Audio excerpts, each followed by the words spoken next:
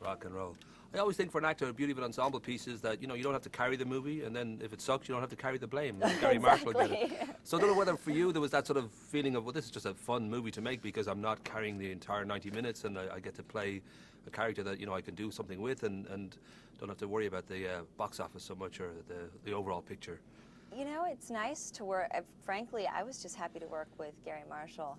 And when I read the movie, I was like, how can this movie not work? I mean, it shows every aspect. It's not like a big mush fest, and it's not like we're only concentrating on like one certain demographic.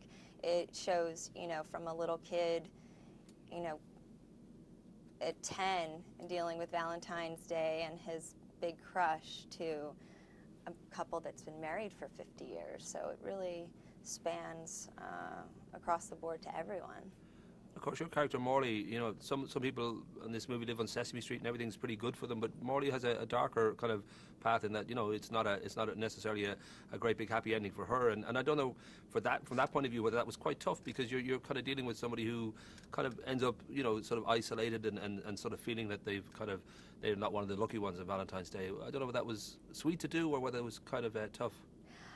You know, it's in this movie, in the context of this movie, I probably had one of the more challenging journeys, but I really, I loved the honesty of where she was at in her life, and I feel like it was quite courageous of Gary to show a woman who, you know, is making tough decisions and sticking by them, because I feel like a lot of people would shy away from something like that, but he didn't, so I loved it. I love that.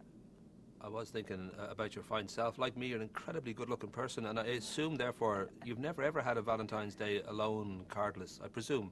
I have. Yeah, I have. You have? Yeah, sure. Outrageous. For sure. But therefore, it must be the even only more... way you can appreciate love, really, is by getting your heart broken. But therefore, it must make it even more surreal when you realise that you know, you keep winning, like, you know, polls about, you know, the hottest woman on the planet and all those things. That sort of side of it must be even more surreal when, you know, you have had a normal life, we'll say, and that, you know, you weren't necessarily born into believing that you were deserving of all this sort of, you know, adoration and I don't know if that still kind of catches you unawares, whether you still feel that's somebody else, and especially now that you're married with a kid, and it might feel even more removed from the sort of glamour side of this career. I have always felt sort of completely removed from that aspect of it, to be quite honest with you. It's just a bizarre perspective that's out there that I have nothing to do with, you know, like I hang out with my family and my friends who don't care what I do for a living. I mean, they're proud of me and everything, but I could be a school teacher, I could be doing anything and they'd still love me, so. But it's always a little bit weird on the outside. But the notion too of you know, with any career, especially one that's sort of such high profile, that when I know I have a daughter now and she's 20 and she's here with me in LA for a holiday, and that sort of feeling of, you know, just that shift of you know, your responsibilities and also your sense of you know, perspective about what you want out of life. Mm-hmm. I don't know if that's one of those things that happened to you, or whether you've always had a remove from worrying about such things as a career.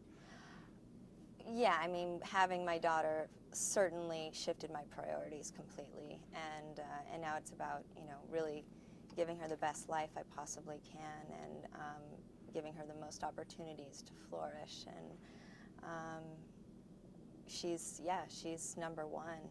So and trying to find, you know, a balance between work and motherhood and being a wife, it's challenging, but everyone does it. Rock and roll. Yeah. I'm giving the friendly finger. Very nice to talk to you, ma'am. Right. Yeah. You too. Cheers. I was going to ask